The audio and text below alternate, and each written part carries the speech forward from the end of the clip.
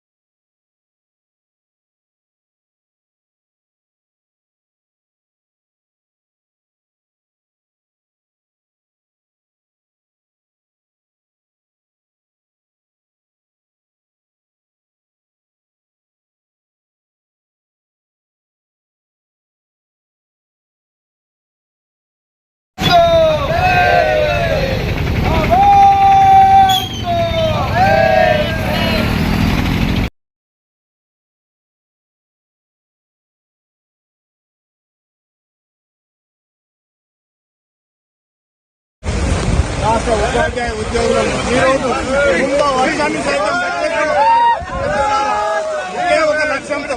ఒకే ఒక లక్ష్యంతో సిపిఎస్ రద్దు కొరకు చేస్తున్న పోరాటం ఇది.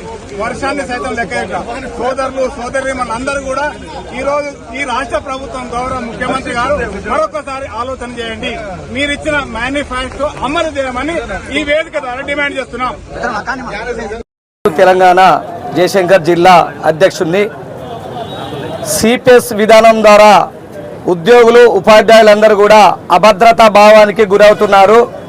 ఏదైనా సంఘటన జరిగితే కుటుంబానికి భద్రత లేకుండా ఉంటుందని చెప్పి ఆందోళనగా జీవనం కొనసాగిస్తున్నారు. అంటే మన భారత రాజ్యాంగం మనకి ఇచ్చినటువంటి హక్కు, స్వేచ్ఛగా బతికే హక్కు, స్వేచ్ఛగా జీవించే హక్కుకు కాల రాసినట్టే. కనుక 5 సంవత్సరాలు అంతకంటే తక్కువగా సర్వీస్ చేస్తున్నటువంటి ప్రజాప్రతినిధులకు పెన్షన్ ఉంటుంది. కానీ మనం 30 సంవత్సరాలు పైగా దాదాపుగా 40 సంవత్సరాల వరకు సుదీర్ఘకాలం ఎక్కువగా పనిచేస్తున్నటువంటి ఉద్యోగులకు మాత్రము భద్రత లేకుండా ఉన్నది. ప్రభుత్వాలు కూడా దఫల వారీగా ఏదో ఒకటి ఎన్పిఎస్ అని యూపీఎస్ అని రకరకాల ఎత్తుగడలతోటి మన ఓపీఎస్ సిస్టాన్ని నీరుగార్చే విధంగా కొత్త స్కీములు పెడతానని చూస్తూ ఉన్నది. కానీ ఏది కూడా మనకు ఆమోదయోగ్యం కాదు. ఓపీఎస్ మాత్రమే మనకు ఆమోదయోగ్యము. మన జీవనానికి, మన భద్రతకు, మన భారత రాజ్యాంగం మనకు జీవించే హక్కుకు కరెక్ట్ సూటబుల్ అది.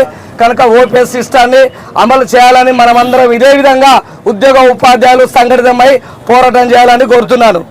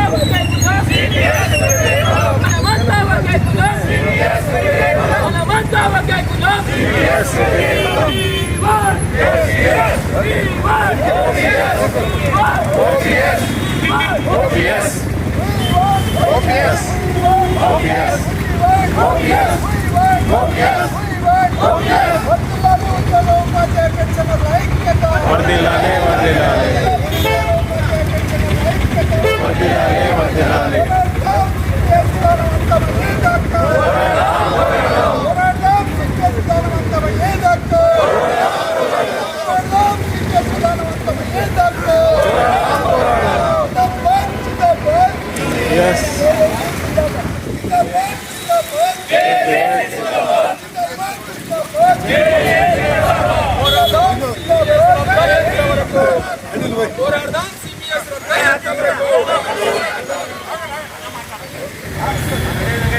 మన టీటీఎఫ్ ప్రధాన కార్యదర్శి టీటీఎఫ్ ప్రధాన కార్యదర్శి మాట్లాడుతున్నారు.